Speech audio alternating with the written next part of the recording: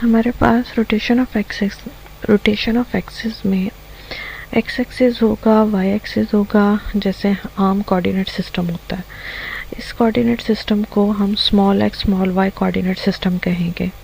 और इस coordinate system में हमारे पास एक पॉइंट है जो कि हम लेट कर रहे हैं कि वो फर्स्ट क्वाड्रेंट में पड़ा हुआ है पॉइंट।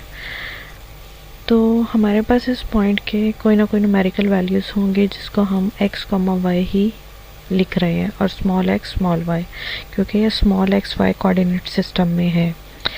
अब इसके नाम से जाहिर है रोटेशन ऑफ एक्सिस, मतलब रोटेट कर दिया जाएगा, घुमा दिया जाएगा। घुमाएंगे हम एंटी क्लॉकवाइज, किसको?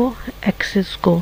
एक्सिस क्या है? एक्स एक्सिस और वाई एक्सिस, इन दोनों को जब हम घुमाएंगे तो हम एंटी क्लॉकवाइज घुमाएंगे। हमारा पॉइंट जो सा है वो small x y coordinate system में जिस जगह पे पड़ा है वो वहीं का वहीं पड़ा रहेगा। लेकिन जब हम एक्सिस को ज़रा रोटेट करेंगे तो डेफिनेटली हमारे पॉइंट की पोजीशन हमारे उस ओरिजिन से हमारा फिक्स्ड रहेगा कोऑर्डिनेट सिस्टम। जब हम उसे रोटेट करेंगे तो ओरिजिन की पॉइंट के ऊपर फिक्स रहेगा, बस हम उसको रोटेट कर देंगे। जैसे कि आपके सामने एक्स एक्सिस के लिए पहले लाइन ड्रॉ की गई है, ये कैपिटल एक्स एक्सिस है, और फिर कैपिटल वाई एक्सिस के लिए लाइन ड्रॉ की गई है। मतलब आपको आइडिया भी हो रहा है कि ओरिजिन के ऊपर उसे फिक्स रखा गया है और उसे एक्सिस को रोटेट कर दिया गया एंटी क्लॉकवाइज। अब ये जो एंटी क्लॉकवाइज हमने कितना रोटेट किया है वो हमारे पास एंगल कहलाएगा थीटा, जो कि हमारे स्मॉल एक्स एक्सिस से लेकर कैपिटल एक्स एक्सिस तक का एंगल है। ये हमारे पास कहलाएगा थीटा। पॉइंट पी की पोजीशन वहीं की वहीं है।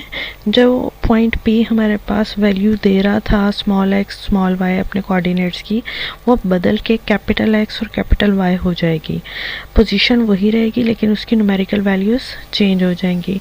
अब जब हमें कभी कोई क्वेश्चन आए कि ये एंगल है और ये small x y coordinate system के अंदर ये स्मॉल एक्स की वैल्यू है, स्मॉल वाई की वैल्यू, तो आप हमें कैपिटल एक्स और कैपिटल वाई में कन्वर्ट कर दें।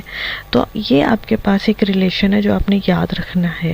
ये मैट्रिक्स की फॉर्म में याद रखेंगे तो बहुत इजी रहेगा। बुक के अंदर तो खैर मैट्रिसेस की फॉर्म में नहीं दिया गया, लेकिन इस तरीके से आप याद करोगे तो ज़्यादा आसान है। कैपिटल आर आपका 2/2 एक मैट्रिक्स है जिसके अंदर cos theta minus sine theta, ये फर्स्ट कॉलम है। फिर सेकंड कॉलम आपके पास साइन थीटा और सेकंड कॉलम की कॉस थीटा। ये 2/2 का आपका मैट्रिक्स है कैपिटल आर, इसको याद रखना है।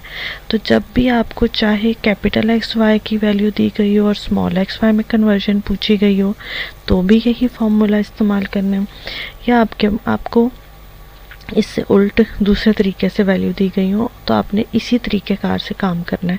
जो वैल्यू आपके पास होगी आपने उसको लिख लेना है, और जो नहीं आपके पास होगी उसको आपने एज इट इज़ रखना है और उसको मैट्रिसेस को मल्टीप्लिकेशन के प्रोसीजर से गुजारना है, इक्वेट करना है और सॉल्व करना है।